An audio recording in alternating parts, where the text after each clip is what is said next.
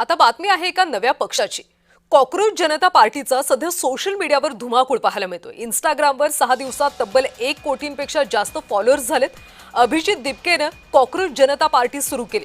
सरन्यायाधीशांच्या बेरोजगार तरुण झुरळ असतात या वक्तव्यावरून ही पार्टी आता सुरू झाली आणि या पार्टीचा सध्या सोशल मीडियावर धुमाकूळ पाहायला मिळतोय। 6 दिवसात तब्बल 1 कोटींपेक्षा जास्त फॉलोअर्स झाले। तर या संदर्भात अधिकची माहिती घेऊयात। माझा सहकारी हर्षल जाधव फोन लाईन वरून सध्या जोडला गेलाय। हर्षल, आपण पाहतोय की इंस्टाग्राम आणि सोशल मीडियावर सध्या कॉकरोच जनता पार्टीचा धुमाकूळ पाहायला मिळतोय। अभिजित दिपकेने सुद्धा या संदर्भात काही व्हिडिओ पोस्ट केलाय का?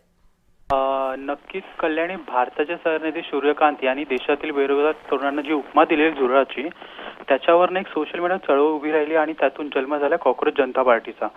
सरन्यायाधीशांच्या वक्तव्याला प्रत्युत्तर देणारे अमेरिकेत शिक्षण घेणारे अभिजित दिपके यांनी अनोखी शक्कल लढवली आणि त्यांनी थेट कॉकरोच जनता पार्टी नावाच्या पक्षाची घोषणा केली आणि सोशल मीडिया प्लॅटफॉर्म या पक्षाची जोरदार चर्चा आहे।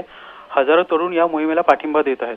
मीम्स, रील्स, पोस्ट आणि उपरोधिक प्रतिक्रियेमुळे हा विषय ट्रेंडिंग होतोय। सध्या कॉकरोच जनता पार्टीचा एक्स अकाउंटला सुमारे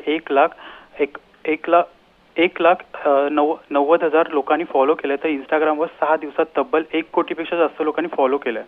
कॉकरोच जनता पार्टीच्या वेबसाईटवर जाहीरनामा देखील प्रसिद्ध करण्यात आलाय।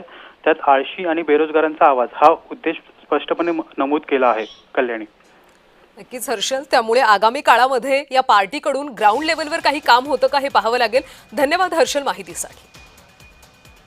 तर कॉकरोच जनता पार्टीचा सध्या सोशल मीडियावर धुमाकूळ पाहायला मिळतोय। 6 दिवसातच इंस्टाग्रामवर तब्बल 1 कोटींपेक्षा जास्त फॉलोअर्स झालेत। सरन्यायाधीश सूर्यकांता यांनी एक वक्तव्य केलं होतं आणि त्यानंतर एक प्रकारे पॉलिटिकल सटायर म्हणून या पार्टीची स्थापना करण्यात आली। अभिजित दिपकेनं कॉकरोच जनता पार्टी स्थापन केली आणि सध्या या पार्टीचा सोशल मीडियावर धुमाकूळ पाहायला मिळतोय।